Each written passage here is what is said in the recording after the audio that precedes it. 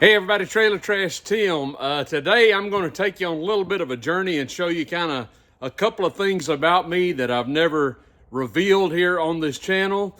Maybe you'll find it interesting. A little bit different video today, so stay tuned. For the best meat you have ever eaten in your life, go to samsbutchershop.com. Enter the coupon code TTT when you check out for a 10% discount. All right, everybody, welcome back. Trailer Trash Tim here. Hope all of you are well on this Thursday, and I thought today I'm going to let you peek behind the scenes. Not that I'm a big man of mystery or anything, but I'm going to show you what one of my other projects has been in the past, and I'm also going to show you what I do for a living. How about that? As you know, I've got 3 trailers. I live in one, a mobile home. I got a camper. That's trailer number 2. Where I usually film my shows, and then trailer number 3 is my cargo trailer, which I've shown before, and now I'm going to show you what I haul in my cargo trailer for a living. I'm inside my little warehouse where I keep all of the products that I load into my trailer, my cargo trailer, which is right behind me. I'm walking backwards. Don't trip, buddy. This is the inside of my cargo trailer, right? So every week, I come and get my empty cargo trailer. There's one of my hand trucks on the floor there. Let me pick that up. So every week I come over here to my warehouse and I load it up. Let me walk back in there in my warehouse. And I load it up with my girlfriend, otherwise known as Little Debbie. Anybody like Little Debbie's? Little Debbie, you know, oatmeal pies, honey buns, cosmic brownies, Swiss rolls, nutty buddies, and the king of our snacks, which I've got for the last week here. How many of you like these? Christmas tree cakes? That's the king right there. That's what we sell more than anything else of, except we're having a hard time getting them and have been having a hard time getting them ever since COVID. But anyway, it's the last week for that. So next we'll be featuring Valentine cake, right? All these boxes here are displays. I got all kinds of displays. I service Walmarts. I service Dollar Generals, a couple of independent grocery stores. And I load them up with all the aforementioned products. Going to be a big push early part of next year on muffins. I got a bunch of muffins coming, and we'll be building a lot of displays for that. That's what I do for a living every week. I'm your Little Debbie, man. I get called Debbie. I retired from Frito-Lay after about 20 years there. Everybody called me Frito for 20 years. Now everybody calls me Debbie. But don't any of you call me Debbie. I'm Triple T on this channel, right? So there you go. There's part of me that you didn't know anything about, and now you do. I'm your Little Debbie, man. And this is hopefully the last job I'll ever have. We shall see how it goes. All right, stay tuned. I'm going to tell you something else about me, so don't go anywhere. All right, I'm back, and I'm back inside trailer number 1, right? So you saw trailer number, what? 3, my cargo trailer and my warehouse and what I do for a living. You've seen my camper before, and now I'm back inside the main house, the main trailer, our mobile home. Now, I want to tell you a little bit more about, I guess you'd call it a hobby of mine, although I haven't done this probably in a couple of years, but I started doing this in about the year 2011, and I've done it several times since. What am I talking about? Well, I became an author, actually, in the year 2011, and I wrote my first book, and this was it, and it's called Real Men Pass Kidney Stones. I think it's out of print now. That was a plumper version of me, and I had brown hair back then. I actually had a lot of hair. It's slicked down for that photograph. But this is basically just a series of essays that I wrote. Can you see that picture of me there at the time? That's back in 2011. Wow.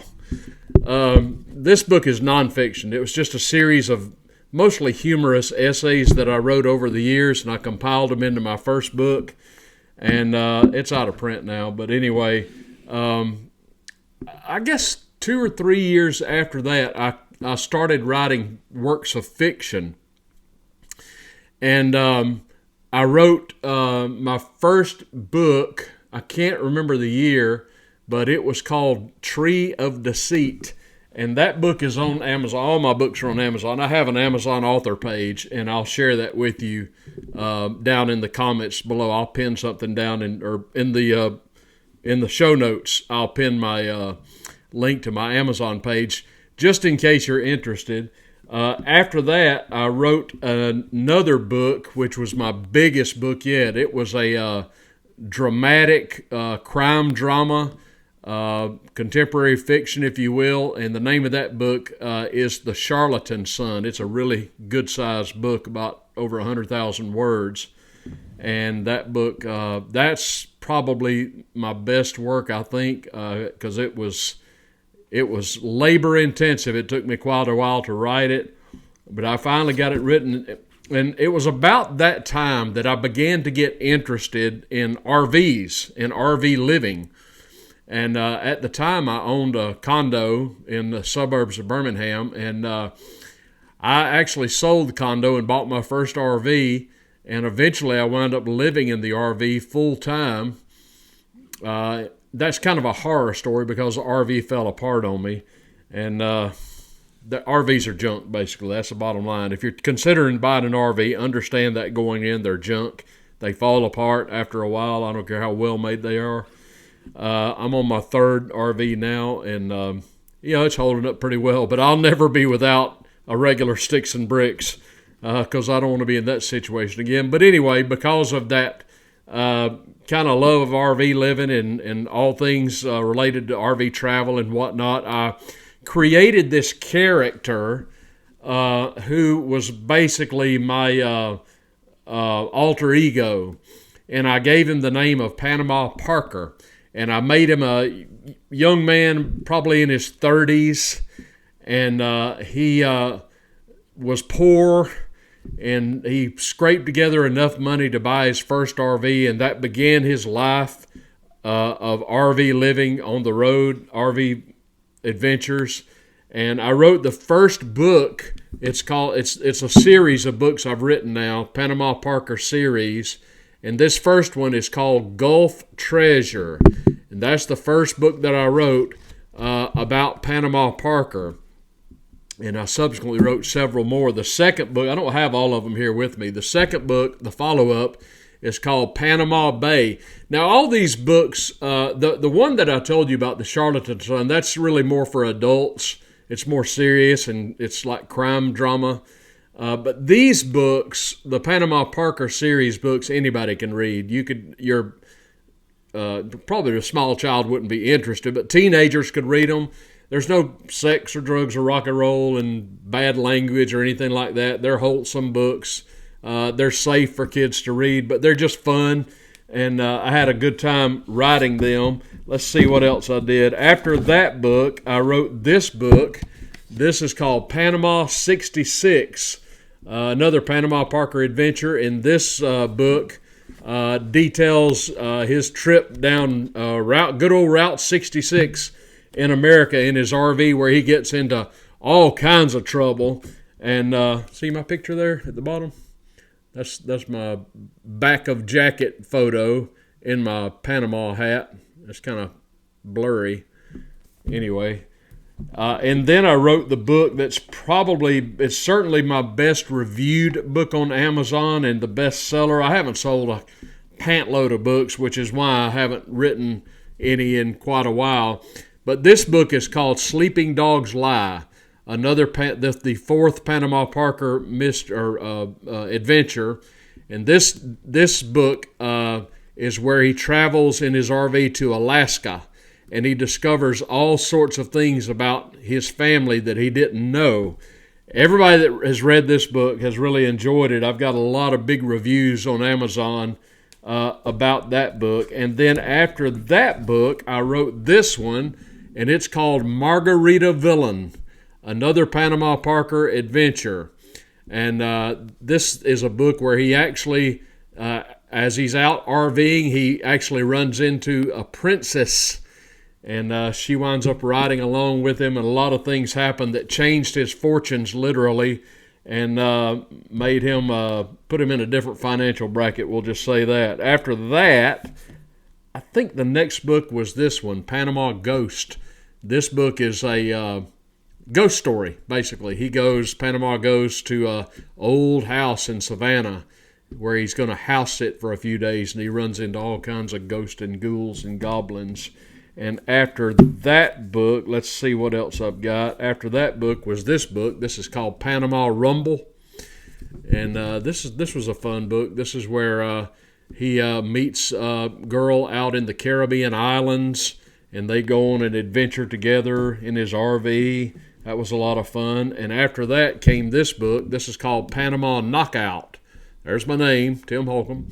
Panama Knockout, a Panama Parker Adventure. This is where he meets an old boxing trainer out on the road, and their paths lead them to a place where they meet the newly defeated challenger for the heavyweight championship of the world, and they help to train him to get back in the game. There's another shot of that picture. Panama Knockout. I had a lot of fun writing that one. That was a lot of fun. And the last one that I've written, and this one I really had fun writing, and this one got some big reviews too. This is called Panama Mayberry. It's just a lot of fun, lighthearted and fun. In this book, Panama travels in his new RV to Mount Airy, North Carolina. And for you fans of the Andy Griffith Show, Mount Airy, North Carolina is the birthplace of Andy Griffith.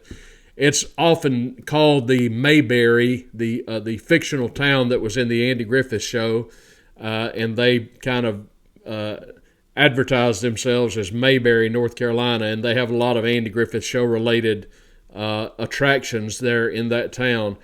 And he runs into all kinds of trouble up in Mayberry.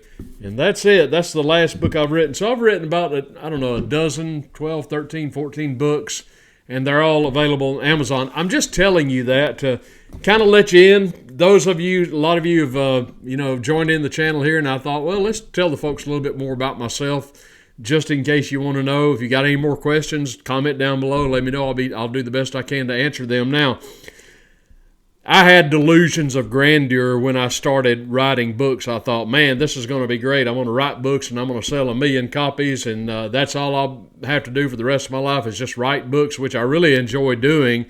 Little did I know there's a whole lot more writers out there than there are a lot of readers. Not everybody reads books, I have come to understand.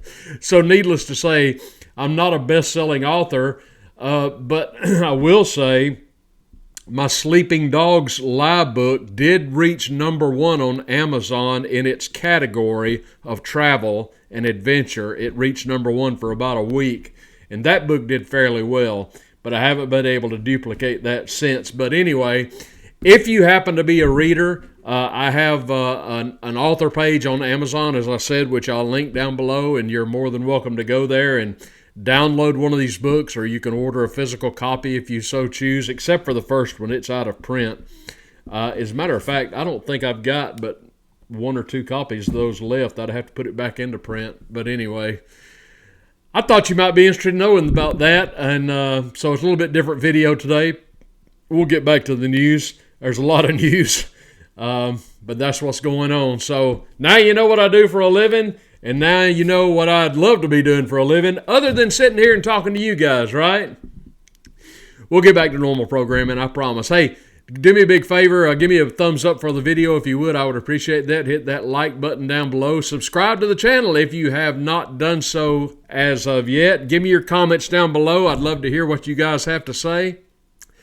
Thank you so much, everybody, for joining me today. This is Trailer Trash Tim, and I'll see you soon.